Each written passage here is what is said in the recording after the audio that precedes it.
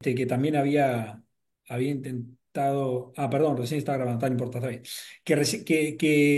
que había intentado pasarlo a lo que era el Observatorio Ambiental Nacional y decir, bueno, ahí en el observatorio tenemos todos los datos, en la medida que los vamos teniendo, los vamos publicando, y no hacemos un corte bienal para presentar el informe de estado del ambiente. Y bueno, ese intento aparentemente no funcionó muy bien y de todos modos se hace una especie de corte con la información disponible para hacer ese informe que arroja algo como esto. Esta es la carátula Eh, del informe. Es un informe que se... Sí, Federico, ¿te puedo sí, interrumpir un minuto? claro. Javier quería dar una pequeña introducción, Y yo arranqué con toda, y tú Javi. arrancaste, estás con Dijimos unas que me ganas. interrumpías.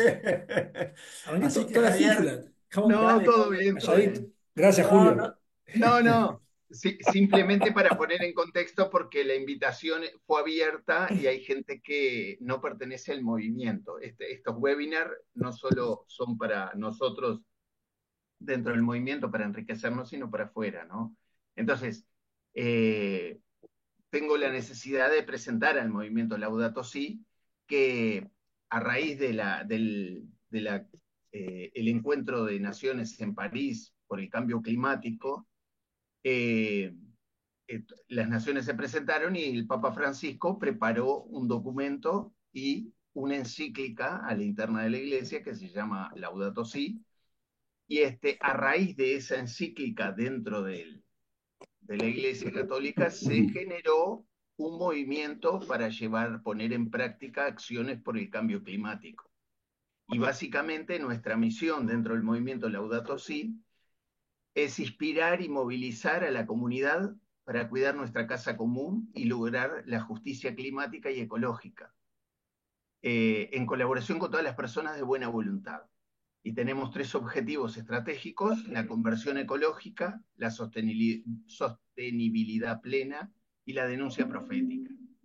Y para eso está invitado Federico Baraybar, que lo quiero presentar antes porque muchos no lo conocen del grupo, que es padre de Emilia y Manuel. Federico es licenciado en Dirección de Empresas, especialista en gestión ambiental y maestrando economía circular. Es actualmente asesor del Ministerio de Ambiente de Uruguay en economía circular y gestión de residuos. Especialista en el Programa de Naciones Unidas para el Desarrollo en ESG, que quizá podíamos traducirlo como factores ambientales, sociales y de gobernanza, ¿no, Fede? Para el Fondo de Inversiones para Energías Renovables. Socio de la consultora GEMA y cofundador de Pintura Suma, una marca de pintura sustentable, y le apasiona trabajar en incubación de emprendedores, de emprendimientos sostenibles, y cuando tiene ratos libres le gusta la carpintería. Así que ya te doy pie a Federico para continuar como veníamos. Pero así ya te conocen. Gracias. Yo de política no sé prácticamente nada, ¿eh? Solo sé quiénes quieren seguir robándonos. Porque estaba haciendo un aporte ahí. A ver si ven ¿Ahí ven la pantalla? Ahí, ahí.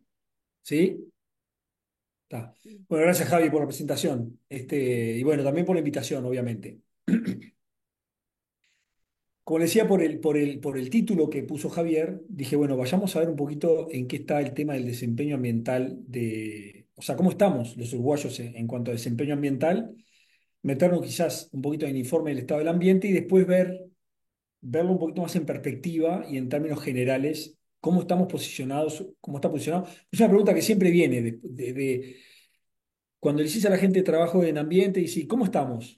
¿No? ¿Cómo estamos en términos ambientales? ¿Y cómo estamos en relación al mundo? Entonces, bueno, me gusta traer un poquito esas dos perspectivas. Obviamente, cuando hablamos del estado del ambiente del Uruguay vamos a tener más detalle porque hace a lo que estamos trabajando todo el tiempo, hace a la función principal, a una de las funciones principales del Ministerio de Ambiente, que es la evaluación de la calidad ambiental, que no es una de las funciones principales, pero no es una función en la que invierta mucho. Pero bueno, además, de alguna forma, el informe del estado del ambiente no es solamente levantar la calidad ambiental, sino ver un poquito también de indicadores de desempeño en cuanto a la gestión que hace el ministerio, hacía la Dinama en su momento, ¿no? Entonces, bueno, la invitación es más a que puedan meterse en el informe del estado del ambiente y bicharlo un poquito más. Yo lo que busqué es ver si podía haber una especie de ordenamiento de los problemas, que nos dijeran cuáles son los principales problemas, ¿sí? Porque también eso es una respuesta interesante o una pregunta que por lo menos que yo me hago, decir, bueno, ¿cuál es el principal problema ambiental que enfrentamos los uruguayos? Y ahí cada uno tiene su respuesta en función de su heurística, ¿no? O sea, de lo que dispone como información, de lo que lo rodea, de cuáles son los influjos, un poquito de lo disponible, lo que ve en la prensa, de lo que escucha de amigos, de conocidos. Pero la idea era aportar una visión un poquito más objetiva, ¿no? Entonces, lo que trata el informe es que ha habido avances significativos en lo que tiene que ver con transición energética, esto ya lo sabemos claramente, ¿no? Y también se está haciendo un esfuerzo para una segunda transición. La primera transición fue pasar la producción de energía eléctrica a renovable casi completamente. Veníamos de una realidad de un 60% aproximadamente, que era la producción de energía hidráulica, aproximadamente un 60%, y eso cambiaba en función del año, pero podía promediarse más o menos ahí y tendía a la baja en la medida que aumentamos el consumo y las instalaciones hidroeléctricas eran las mismas, ¿no? Entonces ahí es donde surge esta transición a energías renovables con el esfuerzo enorme en eólica, con el esfuerzo que está haciendo ahora también en fotovoltaica. Y la segunda transición lo que quiere ser es reducir el consumo de combustibles fósiles en el transporte sobre todo, pero en otros usos también, en calderas y eso, a otro tipo de energía, ¿no? Entre las cuales la eléctrica, pero no es tan evidente la electrificación de todo lo que se utiliza, o sea, de todo el combustible que utilizamos, ¿no? Este, Mirar solamente el tema del transporte, pensar en transformar flotas y transporte de pasajeros, de mercaderías, a 500 kilómetros, todo, o sea, completamente eléctrico, hoy es inviable, ¿no? Entonces ahí aparecen los híbridos, aparecen alternativas, aparecen nuevos combustibles. En su momento apareció el biodiesel. El biodiesel originado en los residuos es interesante, pero originado en cultivos es menos interesante porque hay presión hacia los ecosistemas, ¿no? Hacia sustitución de ecosistemas por cultivos, por plantíos para producir energía, y eso no es una situación deseable, compite con los alimentos, tampoco es una situación deseable. Entonces, bueno, transición energética como una de las fortalezas, fortalecimiento de las áreas protegidas, ¿sí? En Uruguay, por ahí apareció alguna noticia que tenía una mala nota, que tenía el 1,5% de las áreas protegidas, en realidad eso no es así, nunca fue así. El tema es que hay indicadores que flotan ahí en la vuelta y que se toman y que se reproducen y de tanto decirlo terminan siendo verdades. Ayer discutíamos con gente que trabaja en la clasificación de residuos en Argentina.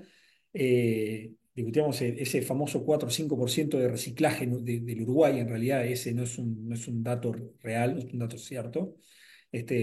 Tampoco tenemos datos como para vanagloriarnos mucho en términos de valorización de residuos, pero el cálculo que hicimos cuando estaba en SEMPRE en base a datos 2017 y anteriores también, arrojaba que estamos recuperando en Uruguay del orden del 12,5% de los residuos domésticos y comerciales. O sea, es un número muy alto para América Latina. El tema es que la mayoría de ese 12,5%, de 12,2, 12,5%, es originado en la informalidad. Y eso es de lo que no podemos enorgullecernos, ¿no? Entonces se recupera en Uruguay del orden de 1 millón, no, perdón, 150.000 toneladas anuales de residuos, que también depende un poco de las circunstancias del mercado, ¿sí? Cuando el mercado está a la baja, baja la cantidad de residuos que se recupera, o sea, cuando los precios de mercado, ¿no? Cuando el PBI baja, aumenta la recuperación de materiales porque aumenta la cantidad de clasificadores que se vuelcan a la actividad. Cuando el petróleo baja, baja la recuperación de materiales porque baja todos los precios. Entonces, hay muchos elementos ahí que influyen, que inciden, que se combinan para generar un caldo que es determinante.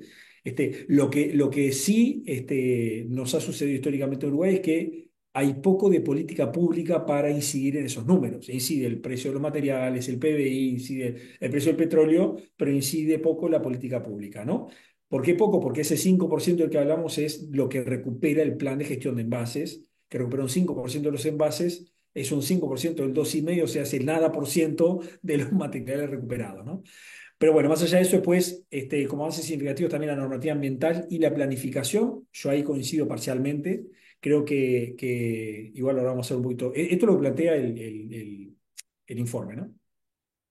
Yo creo que podemos hacer un esfuerzo mucho más interesante, no digo mayor, pero sí más interesante en el diseño de políticas públicas, ¿sí? Someter instrumentos de política pública a un escrutinio mucho más agudo, que puede llevar más tiempo, pero que sin dudas cuando sale, sale para bien. Y es utilizar algunas metodologías de evaluación de impacto regulatorio, por ejemplo, que lo que hace es una evaluación ex ante de la política pública, de la normativa, del decreto, de la resolución, antes de sacarla, para ver que los resultados sean o los beneficios sean mayores a los costos que implica su aplicación. Eso no lo hemos hecho, por lo menos no en materia de normativa ambiental, y me parece que es un norte interesante. Principales desafíos ambientales en cuanto a calidad de agua y eutrofización, en cuanto a gestión de residuos sólidos sigue siendo un gran desafío, en cuanto a pérdida de biodiversidad también o sea, no nos está yendo bien. Hay muy pocas barreras físicas, muy pocas barreras geográficas en Uruguay que protejan las especies y que nos impidan acceder a los ecosistemas para explotarlos y para utilizar suelos. Y los impactos del cambio climático, también por ser un país llano, nos complica también los impactos del cambio climático. Y bueno, en respuesta a eso se despliegan una serie de estrategias, ¿no? Oportunidades para la sostenibilidad, innovación y tecnología en el sector agropecuario, la economía circular. Ahí yo veo en la economía circular un término muy de moda que hay que ver cuánto resiste. Yo creo que lo que está detrás de la economía circular es hacer o tener procesos más eficientes, llamémosle como le llamemos. Lo que trae la economía circular es un paquete de acciones quizás un poquito más innovadoras o de alguna forma novedosa que son interesantes para mirar, pero no es la panacea tampoco. Oportunidades en educación y conciencia ambiental, yo ahí agregaría, y aparece por ahí, en temas de participación. Ahí lo pongo en algún slide también, en alguna diapositiva, la necesidad de hacer camino en lo que tiene que ver con la participación en Uruguay, ¿sí? O sea, tener muchas más herramientas de participación real. Hay comisiones de cuenca, están las audiencias públicas, pero no son herramientas para mí ni suficientes ni bien explotadas para lograr cambios donde todos o la mayoría estén subidos al carro, ¿no? O subidas al carro. Ahí aparecían algunas conclusiones y recomendaciones del informe. El informe concluye que aunque Uruguay logró importantes avances, es fundamental intensificar esfuerzos en áreas críticas como la gestión del agua, los residuos y la conservación de la biodiversidad, que son los que aparecían como desafíos. Recomiendo una mayor integración de políticas ambientales en la planificación económica, fortalecimiento de la gobernanza ambiental para asegurar la implementación efectiva de las normativas y planes. Eso es fundamental, pero también es importante, en esto lo que les comentaba recién, en mi opinión, que no solamente buenas normativas y control de las normativas, sino pensar en evaluar las normativas ex ante. ¿Tá? Nada, esto es como el título que puso Javier era el desempeño, o sea, de alguna forma la situación del ambiente en Uruguay. Dije, bueno, arranquemos por ese punto. Lo que les quería traer era otra cosa a la conversación, que tiene que ver con los desempeños de los ambientales, los desempeños sociales de los países de manera comparada. Pero me detengo antes de seguir y les pregunto si quedó claro hasta aquí lo que comenté. Sí, sí, Bien, muy bien. Sí, clarísimo. Sí, está claro. Buenísimo. buenísimo. Acá tengo una pregunta para ustedes. ¿Qué países son ejemplo y nos producen admiración por su desarrollo social, cultural, político y su desempeño ambiental? ¿Qué países tenemos ahí? Decimos, che, qué bueno orientar a Uruguay hacia ahí, por ejemplo. Países Bajos, Países Bajos, bien. ¿Cuál más? Finlandia, puede ser. Finlandia. ¿Cuál más? Noruega, quizás. Los Noruega, países nórdicos en general, la Europa nórdicos, nórdica, en Suecia, general, unos Dinamarca. más que otros, Noruega Finlandia tiene sobre problemas todo. enormes. Finlandia tiene problemas enormes. ¿De qué tipo? Con toda su producción de árboles actualmente están haciendo todo un trabajo, porque se jactan de eso, pero les ha traído también a ellos unos problemas ambientales muy serios. Creo que Ujú. ahí hay que hacer un análisis un poquito más crítico. Bien, bien. Suiza, no sé, Suiza, ¿Qué más? ¿Qué decían? Suiza, bien, Suiza. correcto. Bueno, todos eso lo vamos a ver ahora. Porque ¿saben lo que son los ODS? ¿Han hablado de los ODS, de los Objetivos de Desarrollo Sostenible? No ¿No? sé. Bien, es lo que dice Sí, ahí. sí. Son 17 objetivos que, ¿sí? ¿Alguien quiere comentar qué son los ODS? Son A objetivos que ver. se planteó en Naciones Unidas, ¿sí? Objetivos al 2030, ¿tá? Que son 17 objetivos que cada uno tiene varias metas y al final son como unas 160 metas que tienen que ver con el tema del agua, tiene que ver con el tema del cambio climático, tiene que ver con el tema de inclusión social, tiene que ver con temas sociales, con temas ambientales y con temas de consumo y producción sostenible, ¿sí? Tiene como varios niveles. Y de derechos humanos también, ¿no? Derechos humanos también, derecho a la mujer también, el 12.5 después también propone como objetivos el cómo hacerlo, habla del tema de las alianzas para el desarrollo precisamente. Ahí aparece, ¿no? Abarcando áreas como la educación, la salud, el agua limpia, la energía sostenible, la protección del ambiente, etcétera. ¿Tá? Esos son los ODS y muchas empresas hoy trabajan teniendo en cuenta esos objetivos, pero sobre todo los estados reportan, la mayoría, hay unos 190 y pico de estados que reportan el estado de situación, así como, o sea, de alguna forma el informe de estado del ambiente es un insumo para reportar los ODS y Uruguay hace su reporte voluntario. Este reporte no es obligatorio, es voluntario, pero lo hacen la mayoría de los países. Entonces, en base a lo que reportan los países, se hace una medición de la situación de estos ODS, estos Objetivos de Desarrollo Sostenible, a nivel de país. Esa medición da esto. Miren los que están ahí en primer lugar, que lo nombraron casi todos. Finlandia, Suecia, Dinamarca, Alemania, Francia no lo nombraron, Austria podría haber sido nombrado, Noruega, Croacia, Reino Unido, Holanda debe estar ahí en décimo o lugar 11, etcétera. Y ahí dice el score, es cuánto logran en puntaje, que es puntaje entre 0 y 100, viene a ser casi un porcentaje, ¿no? Pero entre 86%, 80%, ahí tenemos en esa tabla, en los 9 primeros, entre 86% y 82%. Cuando vemos este tipo de ranking también, muchas veces preguntan, ¿y Uruguay dónde está? ¿O no? Es la pregunta que sigue. Mira, me reconoce la levantada de mano. Y bueno, ahí les pongo Uruguay. Uruguay está en el número 34, abajo de Corea del Sur, abajo de Chile, arriba de Serbia, arriba de Malta, arriba de Australia. Mira, Australia estaba ahí. Yo pensé que Australia estaba más arriba. Arriba de Luxemburgo. ¿Tá? Algunas ubicaciones en el ranking son sorprendentes, porque este ranking da cuenta también de los procesos y los compromisos en los que están los países en ese momento también. Es importante tener en cuenta. Pero ¿qué pasa? Cuando vemos esto, a mí lo que me preocupó cuando me presentaron esto, me lo presentó una persona del Programa de Naciones Unidas para el Desarrollo que se dedica al tema de las finanzas sostenibles, Diego Pereira, y me mostró esto y nos explicó por qué a algunos países les había ido mejor, pero les había ido peor y por qué evolucionaron hacia una mejor situación algunos y Uruguay que venía en un lugar un poquito más favorable decreció, ¿no? Y lo que yo le pregunté a Diego es, ¿por qué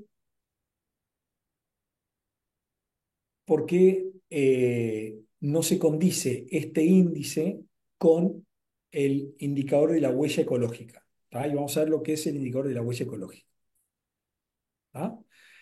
La huella ecológica es Pero, una medida de... Sí, perdón, no, perdona, Federico, pero adelante.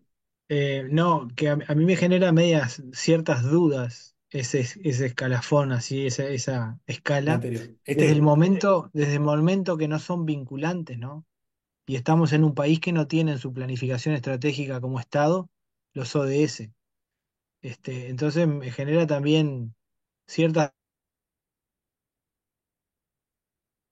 dudas cómo es la Sí. situación de cada país por más que sea comparable, no sé, no pongo en duda el instrumento, pero del momento que no estamos reportando y siguiendo realmente todos los indicadores que están dentro de cada objetivo, yo estoy dentro del Estado y hay algunos indicadores que los lleva, yo qué sé, la FAO, el 5.2a, tenencia de la Tierra, el 5.2b, marco normativo.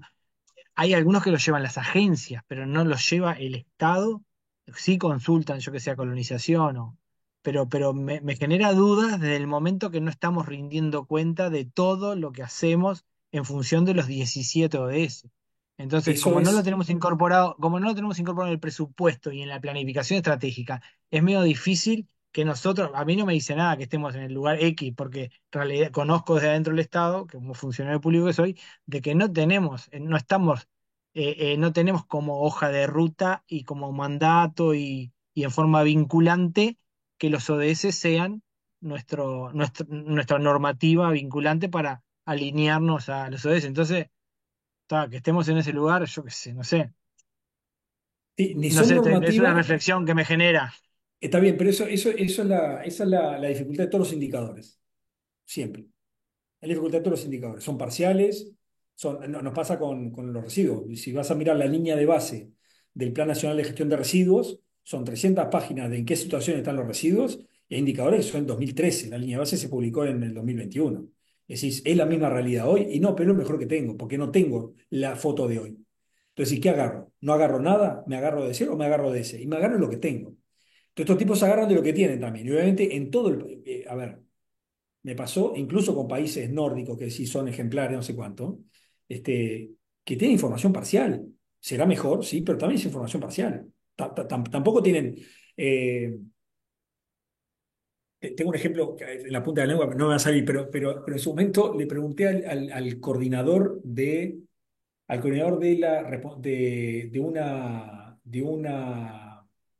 era una especie de Expra, era una agencia para el seguimiento de la responsabilidad extendida del productor en Europa, ¿sí? Y habían hecho una publicación que me la había pasado un tipo que estaba muy metido en el tema de la responsabilidad extendida del productor, que es cómo gestionamos los envases, cómo gestionamos algunos residuos especiales, ¿no? Que de alguna forma el que pone el residuo en el mercado se tiene que hacer cargo de la logística reversa y su valorización, ¿tá? Entonces el tipo había hecho la recopilación del estado de situación de la responsabilidad extendida del productor en toda Europa. Y me puse a revisar, a ver, un segundito. Tengo una llamada de mi hija, no sé qué puede ser. Hola, hola. Ujú.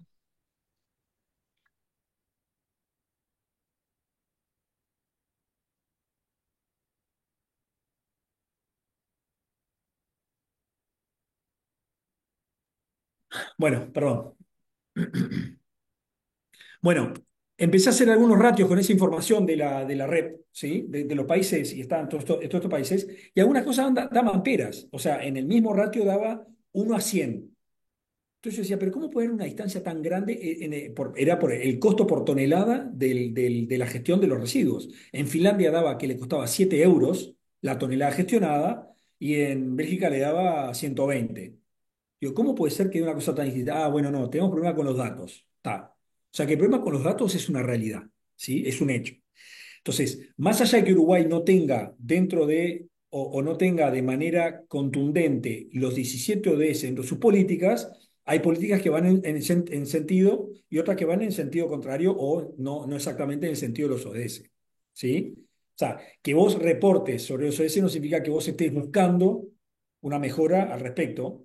Y en algunos casos te digo, está bien que Uruguay no busque, que de hecho lo hacen, pero que no busque de manera desesperada reducir las emisiones de carbono, me parece que está bien.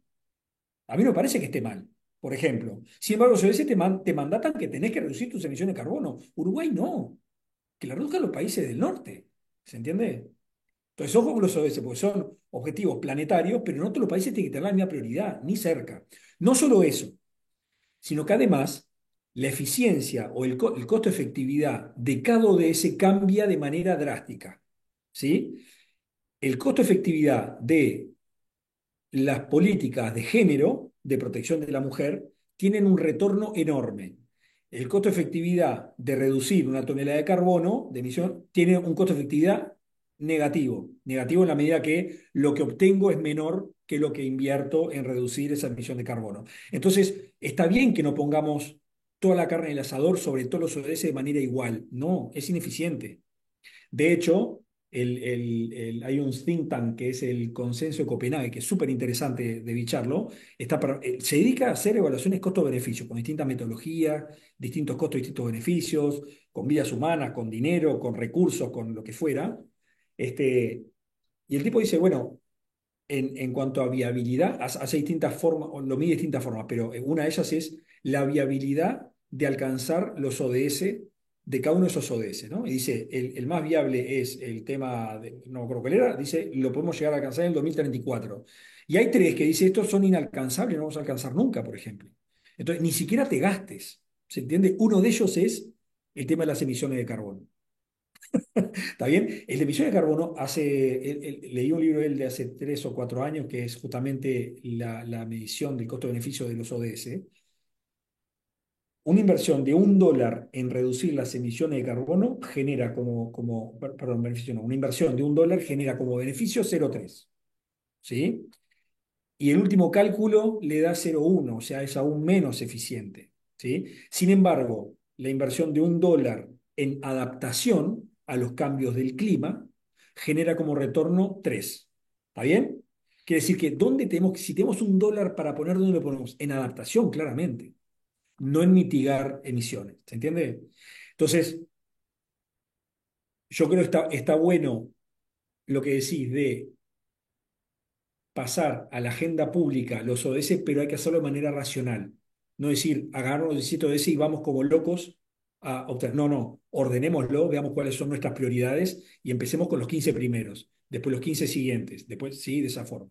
Nada, pero era un comentario respecto a lo que comentaste, me parece que es bien interesante levantar ese tema. Bien. Sigo con otro, que es la huella ecológica. Otro, la FAO reporta para la huella ecológica. Mencionaste la FAO.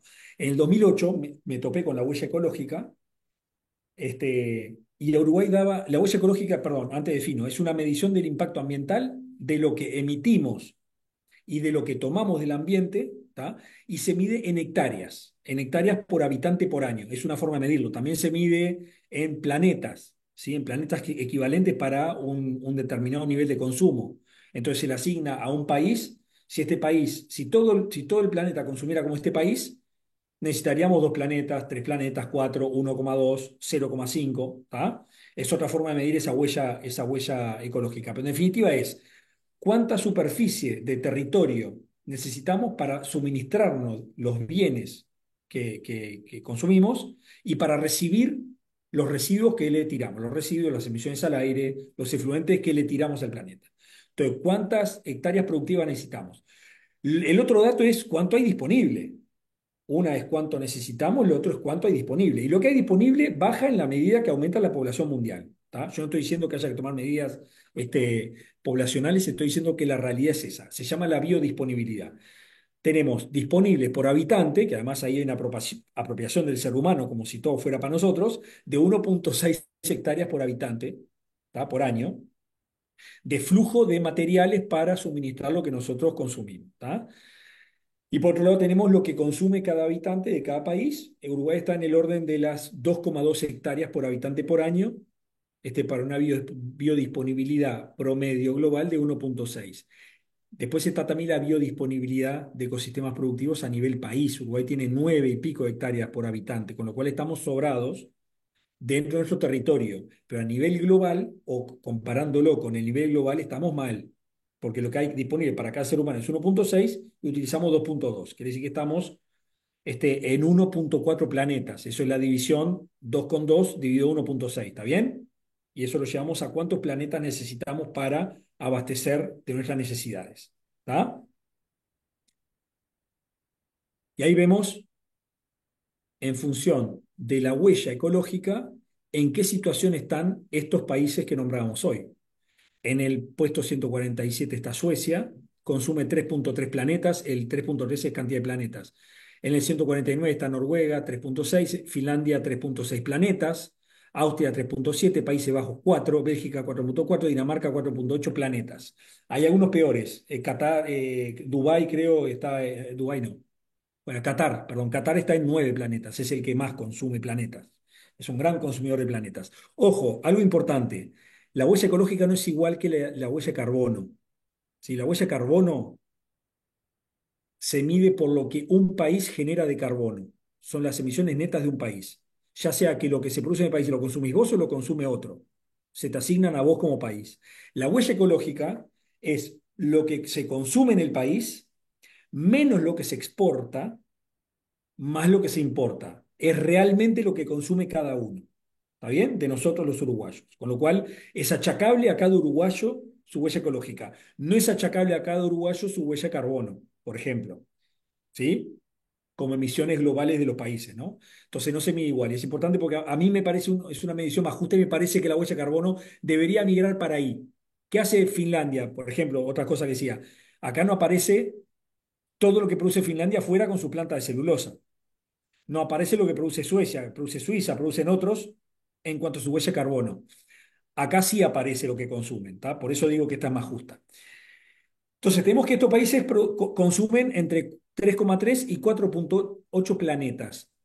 Entonces, eso fue lo que dije a Diego Pereira cuando presentó. Dije, vos, hay algo que no me cierra, Diego. Si están consumiendo 4 planetas, ¿cómo puede ser que digamos que son los número uno en ODS, en Objetivo de Desarrollo Sostenible? Sostenible minga.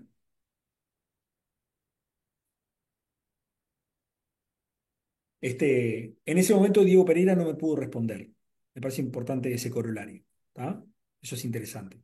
Este, yo creo que hay un tema de quién hace el cuento, ¿no? Cuando los países centrales hacen el cuento, cuentan la historia, son los que se llevan ¿no? Eso es una realidad. Lo que creo también es que esa medición porque los ODS te dicen lo que tienes que hacer, no te dice cómo te. Después, en base a las metas, tú puedes medir si cumpliste o no cumpliste con estas metas, pero en ese índice que les mostré, hay mucho de en qué se está comprometiendo este país el último año, por ejemplo. Pero claramente no integra o no incorpora a la medición de los ODS o de la performance de los ODS los límites planetarios. Claramente no lo integra. ¿Sí? Para mí está clarito que no lo integra. Habría que ver exactamente la metodología, pero no lo integra. Y si lo integra, no lo integra de la manera, con la contundencia que tendría que integrarlo. ¿Está bien? Cuando ese es un límite planetario, quiere decir, no tenés más de un planeta para consumir, hermano. Ya está. Más allá de esto no puedo decir. Si te fuiste más allá de eso, te doy cero. Te doy poco. No te doy 87% de cumplimiento. ¿Sí? Entonces, ¿qué hice? Y esto es un poquito lo que quería traerles. Dije, está, el ODS no le voy a dar corte porque no sé exactamente cómo lo están midiendo, cómo lo componen. Voy a un viejo amigo que es el índice de desarrollo humano. ¿Se acuerdan? El índice de desarrollo humano es una especie, lo que intenta hacer es una corrección del PBI, pero lo incluye. Lo corrige incluyéndolo, no lo excluye. Pero dice, ¿sabes qué, PBI? Vale es una tercera parte. Otra tercera parte vale la edad, digamos, la expectativa de vida, que lo tomamos como indicador de salud, y otra tercera parte vale la educación, que lo tomamos como años en el sistema formal educativo. ¿Tá? Años promedio de la población en el sistema formal educativo. ¿Tá? Y lo que hace es sumar esas tres variables, las indexa y suma esas tres variables. ¿Tá? Y eso da un índice de entre 0 y 1. ¿Tá? Índice de desarrollo humano va entre 0 y 1. Todo lo que hice como le dije, me topé con la huella ecológica en el 2008, hace como 15 años ya, un montón, 16 años. Y había un colombiano, había combinado, no había combinado, perdón, había diagramado juntos el índice de desarrollo humano y la huella ecológica. Las puso juntas en un gráfico. Y dice, un índice de desarrollo humano alto, que de hecho es lo que consigna Naciones Unidas, que es el que lo mide, dice es a partir de 0,8. Arriba de 0,8 estamos en una situación social interesante. Promedial, obviamente, no quiere decir que no haya gente que pase mal, ¿sí? Quiere decir que en términos promediales, arriba de 0,8 estamos bien, ¿sí? Después cuando empezás a desglosar, puedes estar un poquito mejor en PBI, un poquito mejor en educación o lo que fuera, para el mismo 0,8, ¿está bien? Uruguay está en el orden de 0,83. Hace unos años que está en 0,81, 83, 82. ¿Ah? Este, y lo que hice como un pasito más es dividir el IDH entre la huella ecológica. Eso fue lo que en un momento dije, bueno, acá hay que hacer algo para combinar estas dos. Entonces, cuando divido el índice de desarrollo humano que va entre 0 y 1 y la huella ecológica medida en términos de planeta, a mí lo que me dice es cuánto desarrollo humano produzco por cada planeta que estoy consumiendo, por cada planeta equivalente que estoy consumiendo. ¿Tá? ¿Cuánto genero de bienestar, ¿sí? En términos de PBI, educación, etcétera, por cada planeta que estoy consumiendo? Eso me dice este nuevo índice que calculé el otro día. Que me van a cagar a trompada, perdón el léxico. Me van a matar los economistas, me van a matar los economistas porque no es lineal la cuestión. Obviamente que no es lineal. Es mucho más fácil producir la primera mitad del índice de desarrollo, mucho más fácil, pero también es mucho más económico en términos ambientales, en términos de huella ecológica, es menos presión en el ambiente producir la primera mitad de desarrollo humano que la segunda mitad. Pues la segunda mitad tiene un montón de bienes de lujo, un montón de porquerías, un montón de cuestiones, ¿sí? Que no necesariamente hacen al desarrollo humano, y eso es un poco, ¿sí? Pero entonces, la segunda mitad del desarrollo humano es más cara, claramente, o sea, se ven los datos, ¿no? Es más cara en términos de recursos de producir, ¿tá? Por eso no se puede hacer una cuestión tan lineal, pero no me importó y fui para lo lineal, después haremos una división logarítmica o exponencial o lo que fuera para llegar a un dato más preciso. Y a lo que llegué fue a esto, ¿tá? Acá tienen el índice de desarrollo humano, por ejemplo, Qatar 0,87, la huella ecológica en planetas 8,7, y acá tienen cuánto produce Qatar de bienestar en términos de índice de desarrollo humano por planeta del que dispone, 0,1. Qatar, que tiene un IDH casi de 0,9, en realidad produce 0,1 índice de desarrollo humano por cada planeta del que dispone. ¿Está bien? Es el más ineficiente de todos para producir desarrollo humano. Le sigue Luxemburgo, le sigue Canadá. Canadá produce 0,19 desarrollo humano por planeta disponible, ¿está? Y ahí va bajando. Y ven, ahí están los países, los famosos: Dinamarca, Bélgica, Países Bajos, Austria, Finlandia, Noruega. Acá hay una trampita. Si bien salta del 3 al 14, hay unos países ahí en el medio que son hiper ineficientes, que también son casos de estudio interesantes, ¿está? Pero tenemos hasta el lugar 37 de más abajo, tenemos a Suecia, ¿sí? Que produce 0,28, 0,29 bienestar por planeta disponible. ¿Está? Acá yo tengo un panorama más claro del desempeño de estos países en producir bienestar respetando los límites, de los límites planetarios. Acá me queda más claro que uno, que el otro, acá me queda más claro. ¿Sí? A mí me queda más claro. Obviamente se puede perfeccionar. Es una cosa que acabo de calcular y que tengo ganas de seguir dándole, agarrar un par de econometristas o no sé cuánto para en lugar de hacerla lineal, hacerla en función de lo que le decía, que fuera sensible a la eficiencia de los primeros escalones del IDH, etcétera, pero creo que por lo menos a mí me da un panorama un poquito más claro. ¿Dónde está Uruguay de vuelta? Uruguay es el primer país que aparece, y es interesante, ¿eh? Con 0,83 de IDH, ¿tá? Es el primero que aparece. Quiere decir que es el más eficiente para producir un IDH de arriba de 0,8, pero utiliza de todos modos 1,4 planetas. O sea, ¿se entiende lo que dije de Uruguay? ¿Sí? Che, yo esto se lo voy a pasar porque algunos están tomando apuntes. Esto es de ustedes, ¿eh?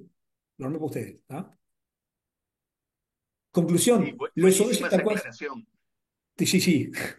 Los ODS tal cual se miden hoy no consideran de manera contundente ni determinante los límites planetarios, es lo que decíamos hoy. Los ODS se miden totalmente a espaldas de los límites planetarios. ¿Y se acuerdan que hay no, es un sueco, creo, justo es un sueco, que establece 9 límites planetarios y ya vulneramos 6, ¿no? Nos quedan 3 que estamos ahí a punto de vulnerarlos, ¿tá? Los ODS se pasan por allá los límites planetarios, ¿tá? Y lo otro es que ningún país del mundo tiene un IDH mayor a 0,8 y una huella ambiental menor o igual a un planeta equivalente. Con lo cual ninguno está en la senda del desarrollo sostenible. ¿Tá? Entendiendo el desarrollo sostenible con la satisfacción de necesidades humanas, presentes y futuras, respetando los límites planetarios. Ningún país está ahí. El que está más cerca es Uruguay, increíblemente. Está más cerca según donde lo veamos, ojo. Pero está, ¿sí? Porque es el que logra la mayor producción de bienestar por planeta que tiene un IDH sobre 0,8. Es un poquito la regla. Es como cuando queremos ver cuántas copas tenemos por uruguayo y que somos el país, ¿no? Buscamos la forma de que nos vaya más o menos bien. Pero nada, pero daba eso, daba que era el primer país que aparecía ahí en esa lista, el primero que tenía arriba de 0,8. ¿Tá? O el otro indicador que Federico, que siempre escuchamos decir de que tenemos la capacidad para producir, para Para alimentar 30, 50 50 Uruguay, millones, sí. pero en realidad no tenemos seguridad alimentaria, ¿no? Tenemos Eh, población con nutrición. Eso también, eso también. Y eso también es importante porque acá estamos hablando y lo que tienen los promedios es eso, ¿no? O sea, que dice que estamos comiendo los dos, pero el que no está comiendo pollo dice vos te estás comiendo dos pollos, ¿no? Pero acá estamos hablando en términos promediales y Uruguay tiene diferencias de IDH enormes dentro de su territorio, ¿sí? 33 es una historia, Maldonado es una historia completamente distinta, ¿sí? Nosotros, que estoy muy metido o mucho más metido en el tema de los residuos, lo vemos claramente en los residuos. Hablamos de un 33 que produce 0,5 kilos por habitante por día, a un Maldonado que produce 2,4 kilos de residuos por día. Y nada, si me dice, como forma de medir el bienestar, el PBI o lo que fuera, ¿no? Eso está completamente relacionado con el PBI departamental, que también se mide a veces no, etcétera. Te que ir al PBI departamental del 2014, 2011, o que fuera, pero cambia sustancialmente. Y cambia sustancialmente dentro de una misma ciudad, Montevideo. No es lo mismo Casabó que Carrasco, por favor. Estamos hablando 20-1. ¿Está bien? Estamos hablando que si midiéramos el IDH por barrio, nos va a dar como la mona. ¿Sí? Nos va a dar debajo de un planeta en varios barrios de Montevideo y arriba de 5 planetas en otro barrio de Montevideo. Eso es una realidad. Y que es un poquito la representación de esto en lo que está diciendo vos, Daniel, ¿no? Eso es una realidad. Este, si bien Uruguay tiene, creo que sigue teniendo la mejor distribución en términos de Gini, ¿sí? El índice de Gini, de todo modo esa distribución no es equitativa para nada. Y todavía falta mucho y hubo retrocesos también, ¿no? No solamente que falte, sino que además dimos marcha atrás. Nada, esto sobre lo que yo quería conversar, sobre todo tengo ahí algunas otras conclusiones para pasarles que quedan ahí, pero yo quería hablar sobre esta base y generar una discusión sobre esta base. Así que ahora la palabra es de ustedes. Bueno, Federico, en principio agradecerte por todo esto, por esta forma de visualizar. Es siempre que en cualquier informe o en cualquier declaración de un país o de una empresa o de una organización hay un relato, ¿no? Y elige cómo se quiere medir sin llegar a ser un greenwash, sin llegar a mentir, sin llegar a... Pero sí elige cómo va ¿Cómo diciendo mostrarse? los datos, ¿no? ¿Cómo Lo que mostrarse? llaman relato, ¿no? Porque es Exacto. como el mago, te hace, Eh, distrae por acá y hace el truquito por allá, ¿no? Entonces, la hay prestidigitación, tal cual, tal cual. y en esta conversación algo que surgía que decía que en los promedios los petizos se ahogan, ¿no? Cuando uno Eh, hace el promedio del agua, cuando hay este, está esa cifra terrible que es la gente que no llega, ¿no? Cuando hablamos de promedio. Pero está muy bueno esta visión, porque sí, yo me encantan los ODS, me parece que es algo tangible para encaminarse a solucionar algo, pero tienen esa realidad, ¿no? sí. Bueno, Sí, no así que tenemos que bueno, condenar las herramientas, ¿no? Las herramientas están hechas para hacer cosas buenas. No podemos condenar al martillo si le pegamos un martillazo en la cabeza a alguien, claro. ¿no? ¿No? Y un poco Son lo una que decía Daniel, que muchas veces, a veces en una empresa o algo, cuando va a hacer un reporte, primero mira lo que está haciendo y después vea qué ODS le pega, ¿no? Entonces, a sí, veces no es que hay una estrategia de decir de cumplir, no hay una sino ya, intencionalidad. claro. Entonces después ¿Mm? digo, bueno, voy a ver, me imagino que el Estado hará lo mismo. Cuando tiene que hacer un reporte, va mirando y dice, mira, justo esto que estoy haciéndole va bien con trabajo digno y esto con equidad y esto con, ¿no? Sí, No sí, fue voluntario o intencional. es Fue, exactamente igual, es exactamente igual. Bueno, vamos a ponernos todas las pompas, vamos a decir todo lo que hacemos bien y después nos tiramos un cañito porque si no, no somos creíbles y nos tiramos poquito cañito para que más o menos en el balance salgamos holgados. No es así, es así. Daniel, adelante. Está silenciado.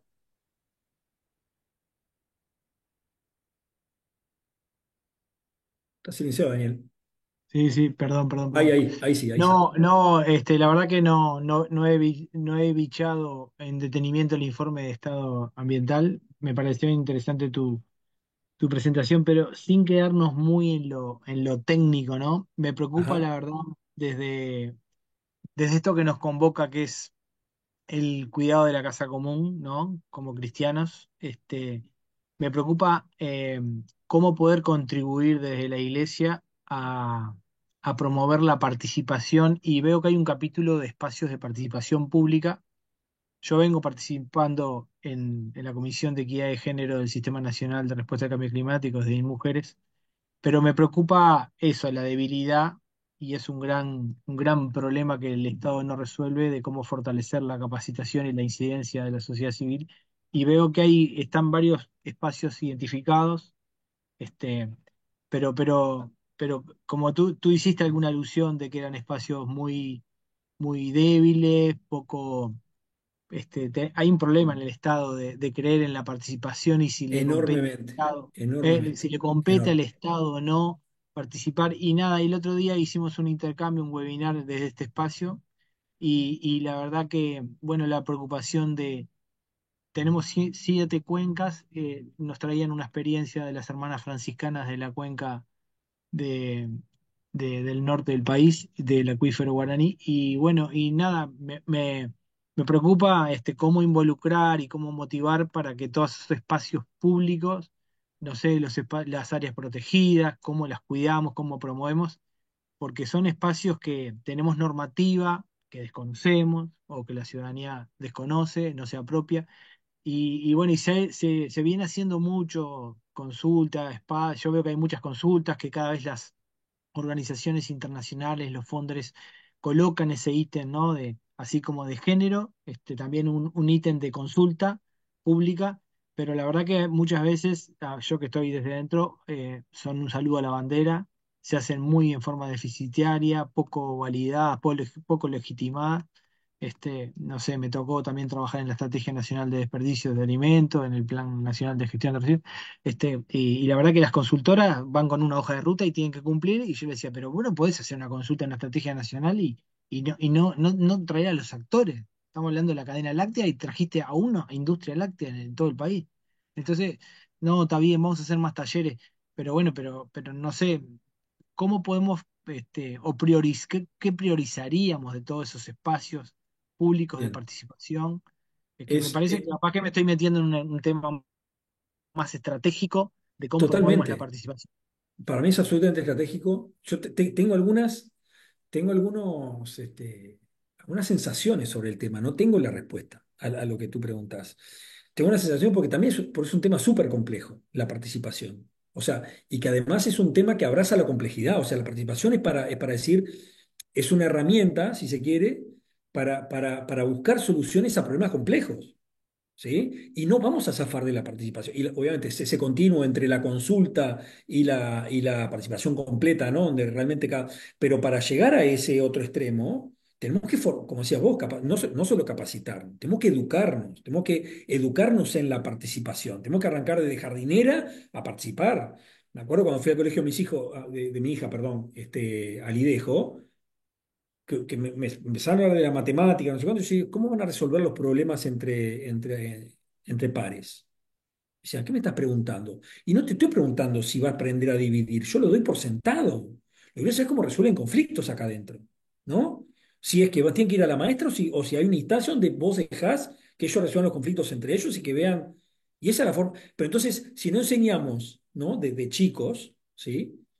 Cuando llegamos al espacio de trabajo, no tenemos ni idea para dónde arrancar. Y el desarrollo de las políticas públicas, como bien dijiste, las PDA, la ley de residuos, si bien hubo unas 20 reuniones para el Plan Nacional de Residuos, participaron 35 personas, había una persona liderando y llevando para adelante, y el resto eran aportes. A ver, ¿qué es mejor que si lo hubieras escrito en el escritorio? Sí, pero si lo hubieras escrito en el escritorio no sirvió para absolutamente nada.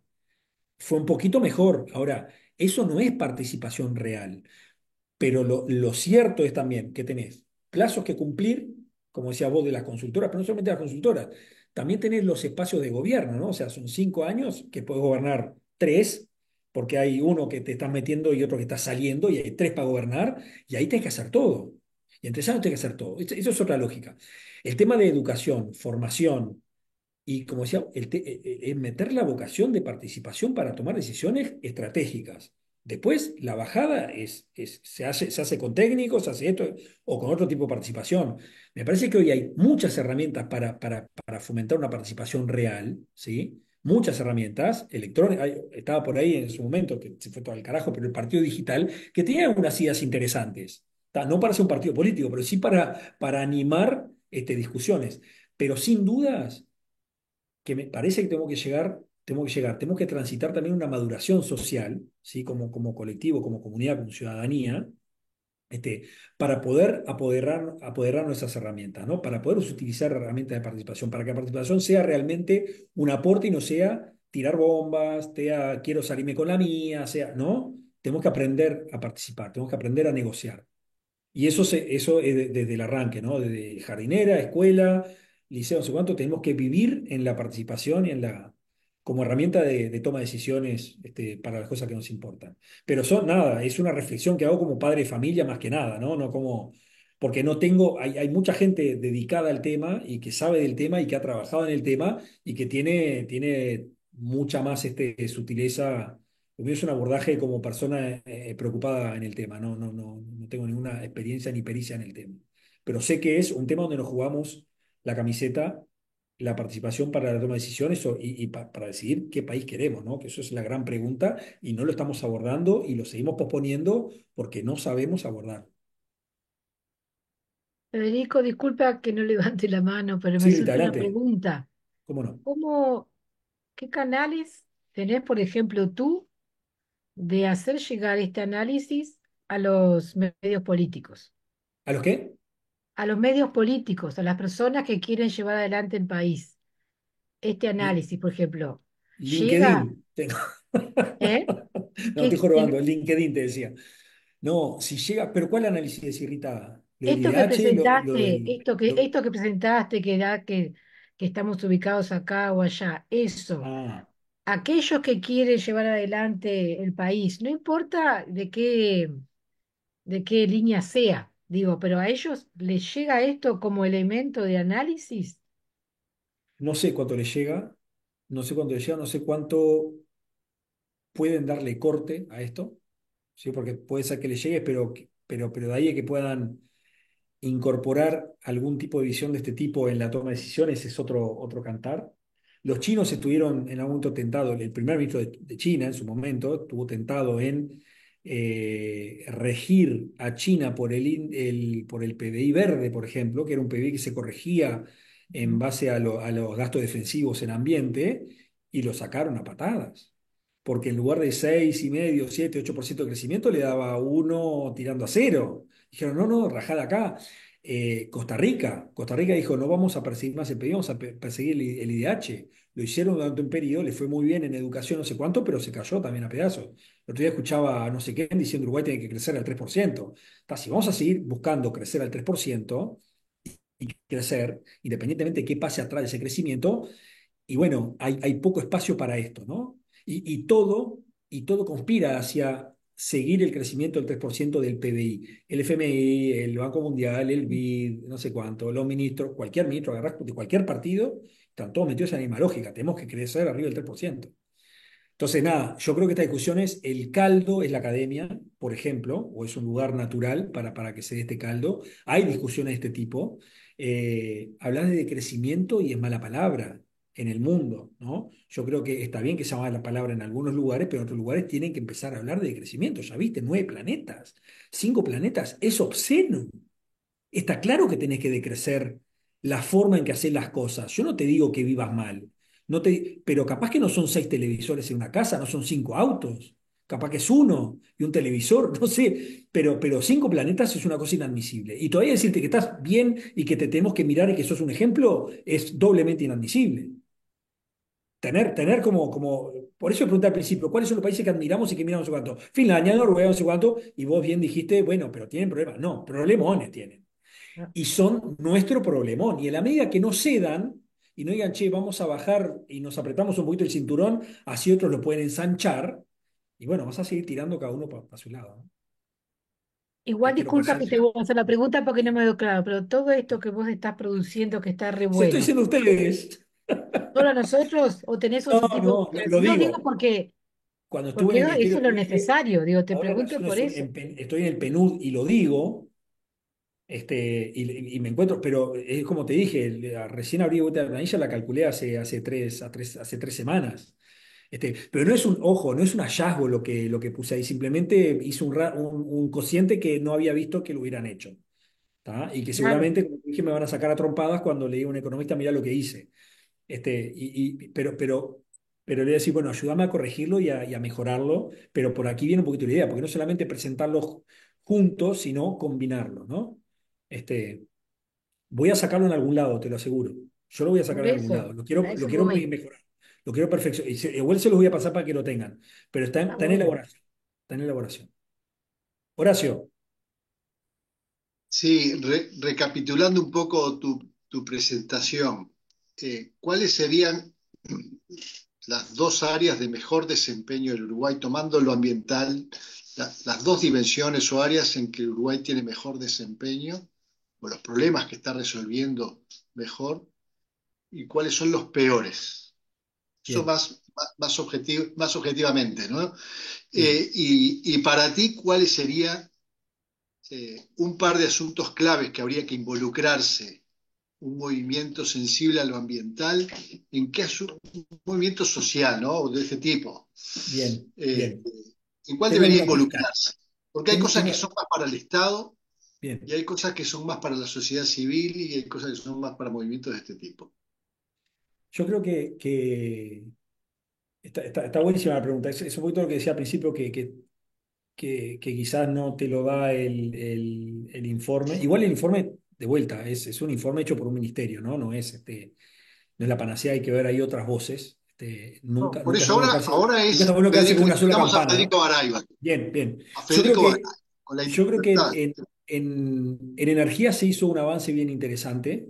Eh, igual también lo hablamos con un amigo, o sea, el pensar que Uruguay es independiente energéticamente porque tiene molinos, que no son nuestros, que son españoles, también es una quimera, ¿no? Es un engaño. No son nuestros los molinos, no los hicimos nosotros, dependemos de tecnología foránea. El viento es nuestro porque nos sopla en la cabeza. Entonces, es limitado. Pero de todos modos, los avances que se han hecho son interesantes, son más interesantes hoy que cuando se hicieron. Cuando se hicieron, la energía seguía siendo muy cara y seguía siendo muy cuestionado. Estamos hablando de $70 el megawatt, ahora está, el giga, perdón, el mega. Ahora estamos en el orden de 30, o sea, hoy sí es más interesante la energía renovable. Hoy era un momento más razonable, pero fueron esas patriadas que son esos espacios que te deja ¿no? O sea, que te deja la realidad. La realidad te deja moverte un poquito más de lo que estaría permitido y bueno, muévete. ¿Ah? Entonces, ahí yo creo que está bien. Después, creo que hay algunos avances en términos creo no, lo leo por ahí, no es que crea porque no tengo yo la forma de ir a comprobarlo, ¿no? En materia de protección de área protegida, si bien va a ser una protegida, decís vos, pero acá entran autos, produce cualquiera, no sé cuánto, sí, pero creo que se están apretando las claves en la medida que tienen recursos para hacerlo, ¿sí? Todavía hay áreas de oportunidad ahí, que es el cobro por servicios ecosistémicos, por ejemplo, secuestro de carbono, carbono azul, etcétera. Hay formas de financiar mejor la protección. De todos modos, la protección no puede restringirse a las áreas protegidas, no podemos proteger 1.500.000 hectáreas y punto. Hay que proteger todo en la forma en que hacemos las cosas. Y ahí donde hay también un desafío grande, y eso responde a dónde lo estamos haciendo menos bien, que tiene que ver con el manejo de la producción primaria, el manejo de la producción agrícola, ¿no? Estamos perdiendo superficie de pasturas naturales, ¿sí? Se está perdiendo, hay un retroceso en favor de los cultivos industriales, en favor de la forestación. Entonces, creo que lo que hagamos con el suelo, tenemos que hacerlo bien. Hay conocimiento hoy para poder hacer las cosas mejor. Ahora, ¿los países de destino van a pagar por hacer las cosas mejor o me van a castigar por no hacerlas? ¿Cómo va a ser ahí el vínculo? Yo lo he escuchado a Matos, que siempre cuando lo escucho lo felicito, al ministro de Ganadería, tirársela a los europeos. O sea, me estás exigiendo desempeño ambiental, pero no estás dispuesto a pagar la diferencia de lo que cuesta un mejor desempeño ambiental. Entonces no me está dejando ningún margen para poder operar, para poder pagar impuestos, para poder pagar escuelas, para esto, para lo otro. Y se lo dice en la cara a los comisarios europeos, que me parece importante llevar esa voz. Entonces, creo que la gente este, de Energía, dijiste, y protección.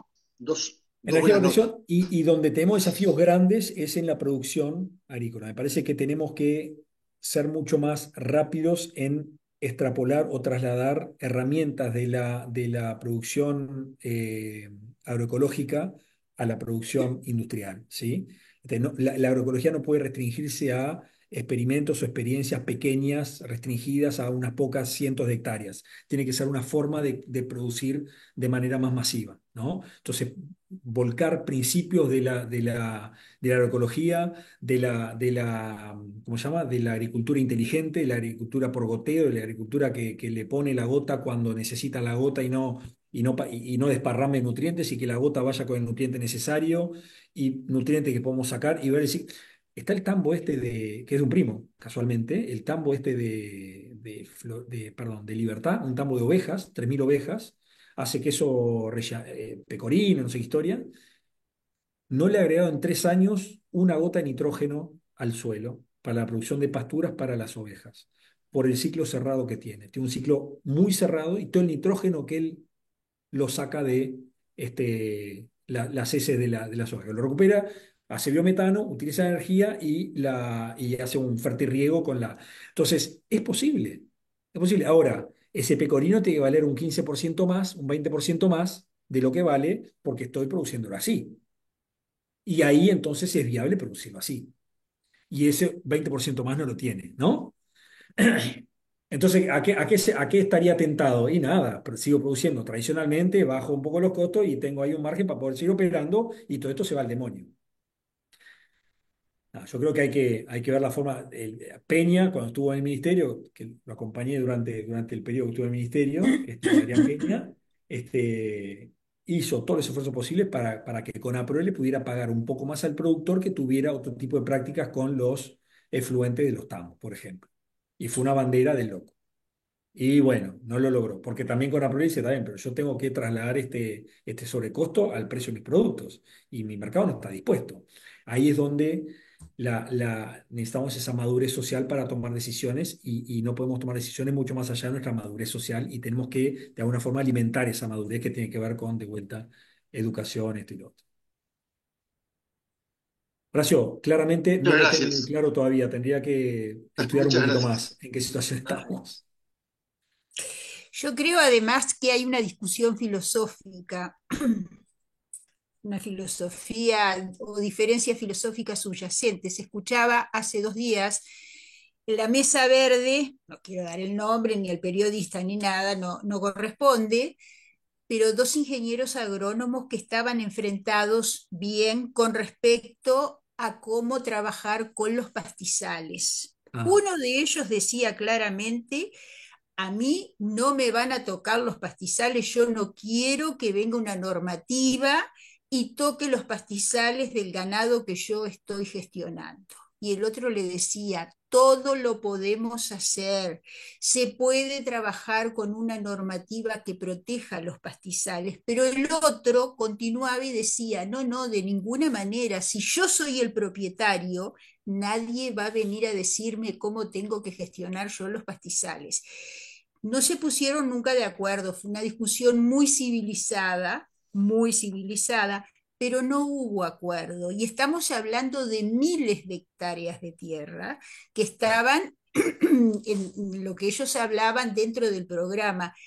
Yo me quedé pensando realmente, hubo una gran participación de los oyentes y pensé, no tiene solución por el momento. Ninguno de los dos, más allá de que yo tenía una postura con respecto a eso, pero ninguno de los dos dijo, no, esto lo vamos a poder resolver. En ningún momento se planteó una solución definitiva para ese problema. ¿Qué Yo hacer creo que con los tiene una solución, pastizales Sonia. naturales? Creo que tiene una solución y no es a corto plazo. Pero creo que tiene una solución y nada, es para cerrar con una nota de optimismo, aunque tampoco. Nada, una nota de optimismo.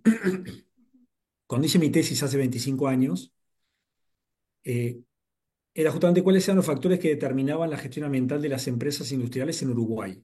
Me metí con empresas industriales en Uruguay, un sector en desaparición.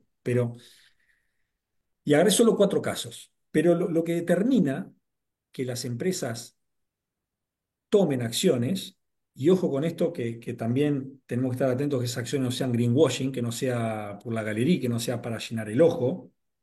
Este, es la normativa, ¿sí? Y es el mercado. Somos los consumidores, ¿tá? En cualquiera de los casos, terminamos siendo nosotros, como consumidores o como ciudadanos, ¿sí? La normativa responde al ciudadano que pone un legislador, que pone un poder ejecutivo y que le exige al poder ejecutivo que quiere determinado estado del ambiente, determinada calidad ambiental y que quiere determinada forma de hacer las cosas, ¿tá?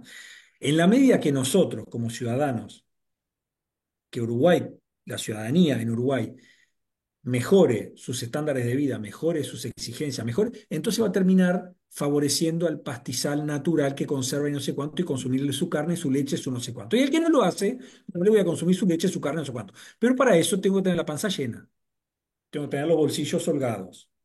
Lo que no podemos permitirnos es llegar a consumir 3 planetas para tomar ese tipo de decisiones. Ahí ya es tarde. Volver para atrás eso es muy complicado. Entonces, no podemos hacer el camino que hicieron los nórdicos, lamentablemente, porque es como muy decir, lo ves vivir a un tipo y decir, yo quiero esto para mí. Pero no podemos tomar ese camino. Tenemos que echar mano en otras herramientas, tenemos que echar mano en herramientas de mercado, en herramientas eh,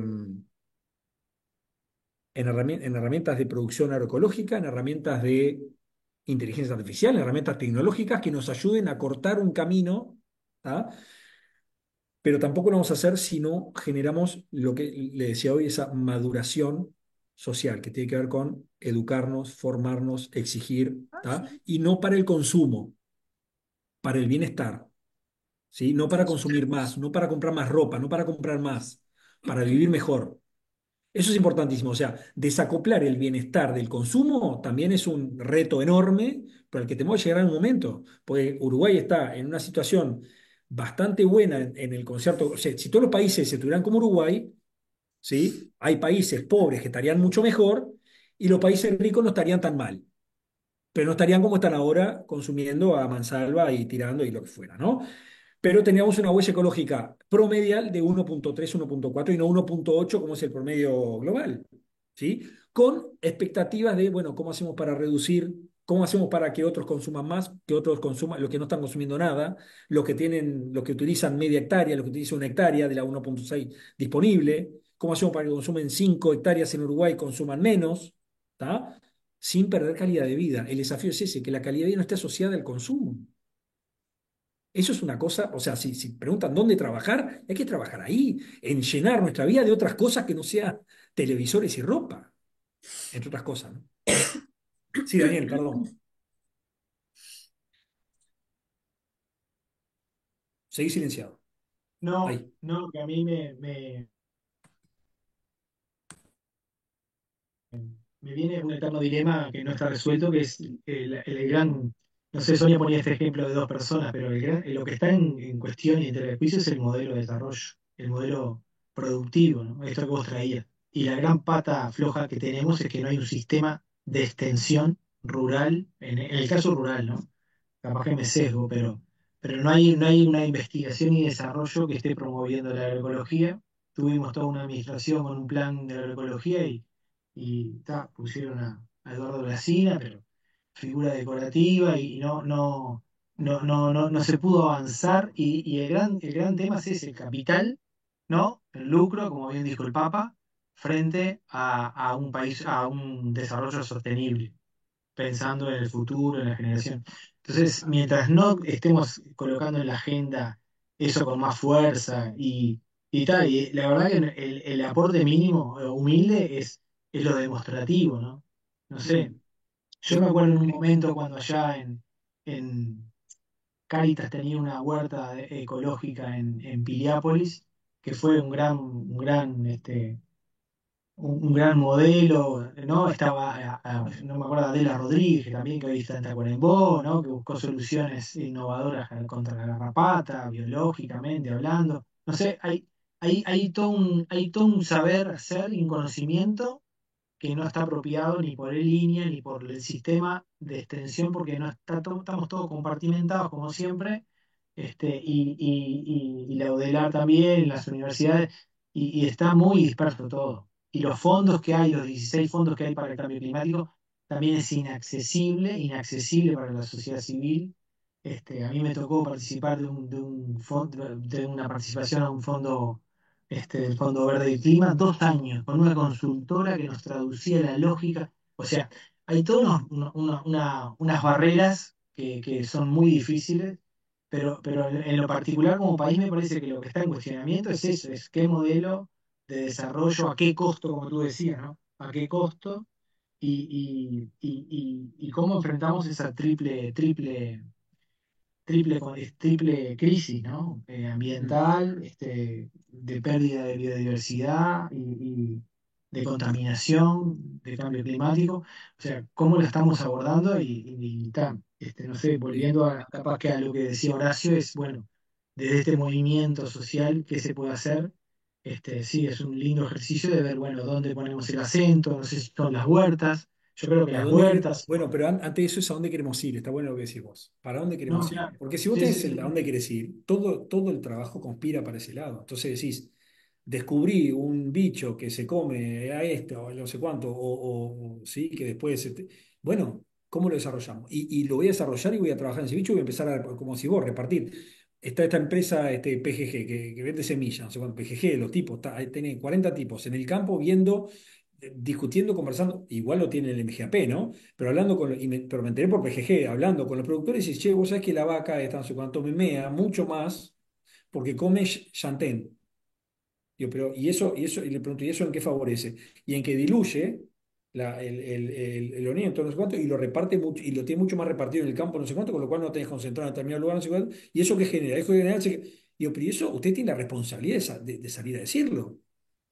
No, no, dejá, no sé cuánto. Bueno, ¿y cómo esa? Tienen 30 y cada uno que encuentra tiene. Entonces, si hubiera una intencionalidad o una misión, digamos, país, en este sentido, clara, que es la que vos decís, bueno, nos tuvo que llevar, entonces todo lo que está ocurriendo, y voy a ir a buscar, a meter antenas para ir a buscar esas informaciones. ¿No? Pero tiene que estar claro ese norte, estoy de acuerdo contigo. Si es una nebulosa, y bueno, no sé, estas son cosas que no me inspiran nada, pues no sé para qué puede servir. No, pues es para esta misión. Bueno, la tomo, la sistematizamos, la enseñamos, la mostramos y se empieza a dar, ¿no?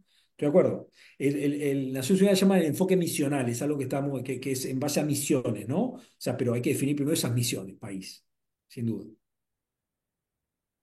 Yo no tengo forma de levantar la mano, no sé cómo se hace, así pero interrumpo un poquito porque la reunión estaba pactada en 1 hora y cuarto, no nos podemos pasar mucho de horario, y quería hacer como un cierre o abrir para el cierre a que manifiesten los que quieran algo. Yo lo que quiero decir es agradecerte mucho, Federico.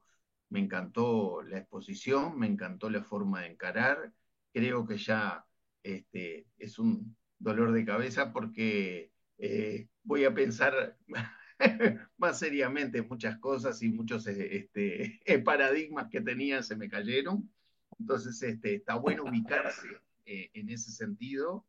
Me encantó la forma comparativa, sobre todo con el índice de desarrollo humano, porque a veces se toman indicadores de por ahí y bueno, para quedar bien. Está bueno y nos da una Buenísimo. herramienta para leer eso que nos llega, porque hay una propaganda, bueno, y para ubicarnos, para tener elementos para ubicarnos correctamente donde nos queremos ubicar, que Bueno, es podemos ir un hacia poquito a la historia. eso. Uruguay hizo una medición de IDH a nivel departamental en alguna edición. Está bueno, o sea, a partir de eso No, está bueno claro, ir a, ¿no? Hay información interesante ahí para cruzar. claro, Eh, ahora, digo, podemos googlearlo, ya tenemos un insumo que es el reporte del ministerio, después esta presentación, después vemos cómo hacerla llegar a los que participamos para tener ese elemento ya, porque es mucha información, entonces está bueno mirarla también con detenimiento. Y bueno, nos tiraste unas puntitas ahí para trabajar como movimiento social, más que Vamos arriba. interesante.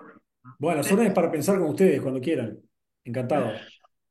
Bueno, yo te Gracias por el agradezco espacio, ahí Javier todos los y participantes. Barra. La verdad que sí, buenísimo conversar estos temas, poder discutir y intercambiar, ¿no? O sea, yo creo que estas cosas hay que tirar sobre la mesa para enriquecer un poco el debate también. Si se Sí. trabajan a nivel en solitario no tienen sentido y no derraman y no crecen, ¿no? Como todo. Así que bueno, muchas gracias por la invitación, fue un placer. Dale. Bueno, muchas gracias a Gracias a ¿Estamos? todos. vos. Muchas gracias. Muchas gracias, Muchas fue muy gracias, Pablo. Gracias, interesante. Gracias. para Iván. Gustazo, muchas Muchas gracias a ustedes. gracias, Muy bueno. muchas Por favor, gracias. Gracias. Muy bueno. Aprendimos. saludos. Buenas noches. Que anden Gracias a bien. Muchas ustedes. Chao, chao. gracias. Muchas Buenas gracias. noches.